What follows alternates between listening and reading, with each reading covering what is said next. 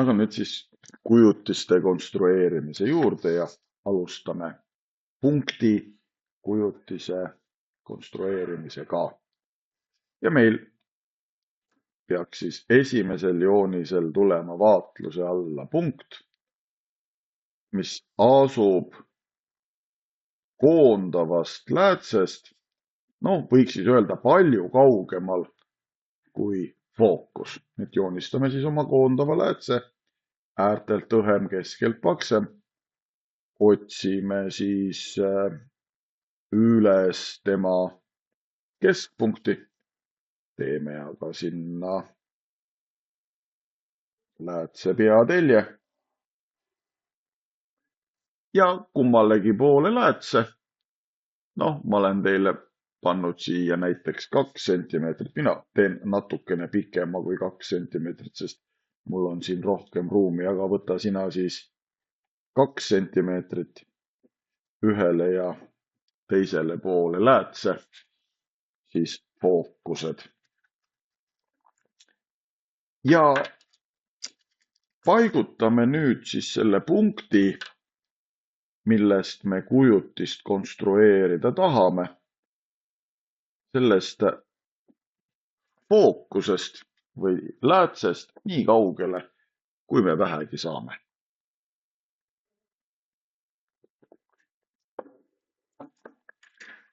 Ja nüüd on ettevalmistused tehtud ja me saame hakata siis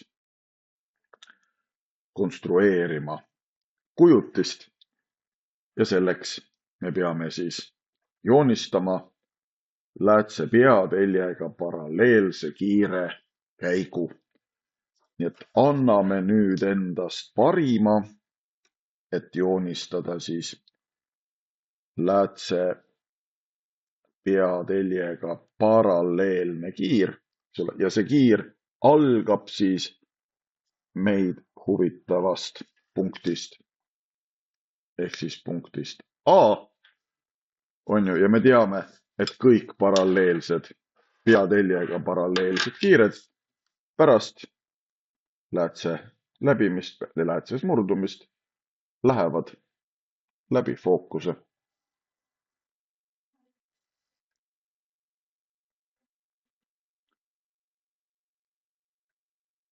Kuna me otsime kiirte või kiirte pikenduste lõikepunkti, siis on meil teist kiirt veel vaja ja teise kiire joonistame siis sellise, et ta läbiks oma teel läätse keskpunkti.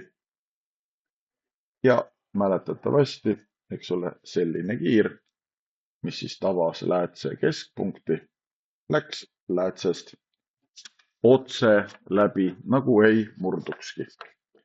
Ja nüüd unustame siis ära selle, mis toimub enne läätse ja vaatame, mis toimub kiirtega pärast läätse läbimist ja me näeme, et need kiired moodustavad koonduva valgusvihu ja just nimelt selles punktis, kus need koonduvad kiired lõikuvad, tekib punkti A kujutis ja kuna lõikuvad kiired ise, on siis tegu tõelise kujutisega. Nii et kui me paigutaksime sellesse kohta ekraani, siis näeksime seal seda punkti A või täpsemalt selle A kujutist. Ja kui me nüüd vaatame seda kaugel asuvat punkti läbi läätse,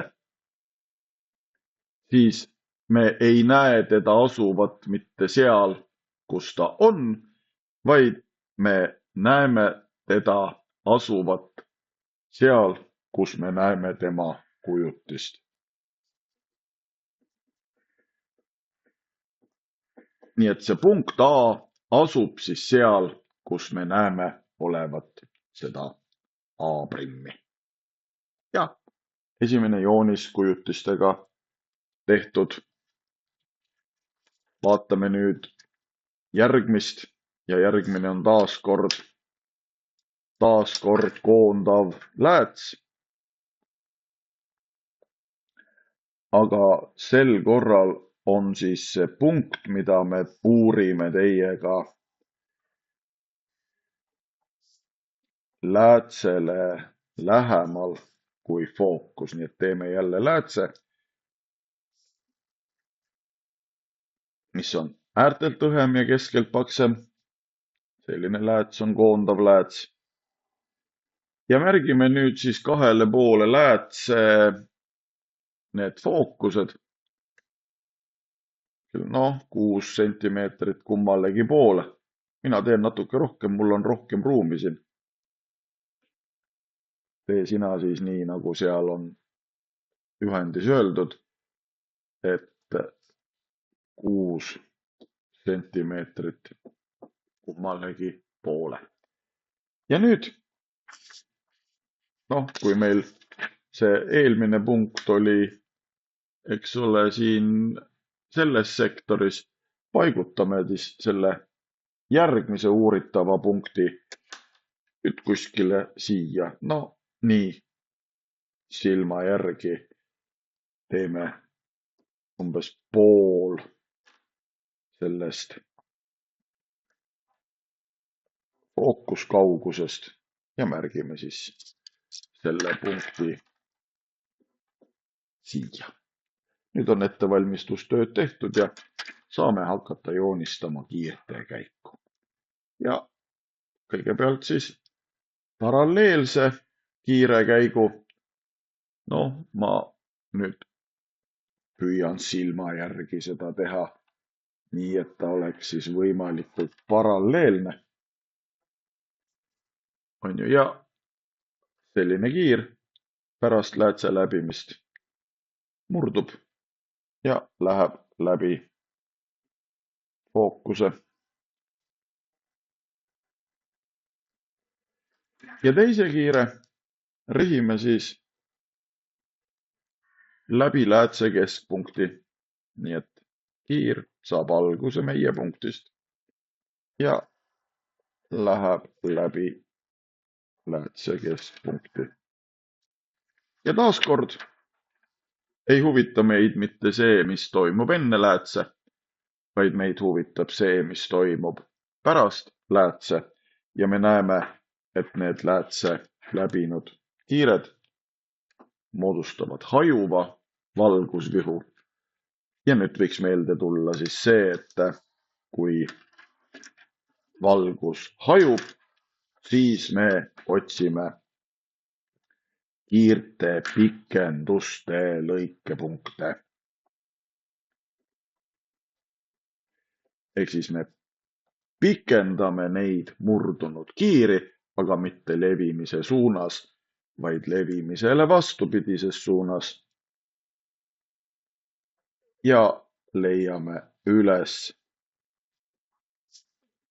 siis nende pikenduste lõikepunkti ja selles punktis siis tekib meie punkti kujutis. Ja kuna ta tekib, eks ole, kiirte pikenduste lõikepunktis on tegu näiva kujutisega. Ja jälle, eks ole, kui me vaatame nüüd siis läbi läätse seda punkti B, siis me näeme, et see punkt B asub seal, kus tegelikult asub tema näivkujutis.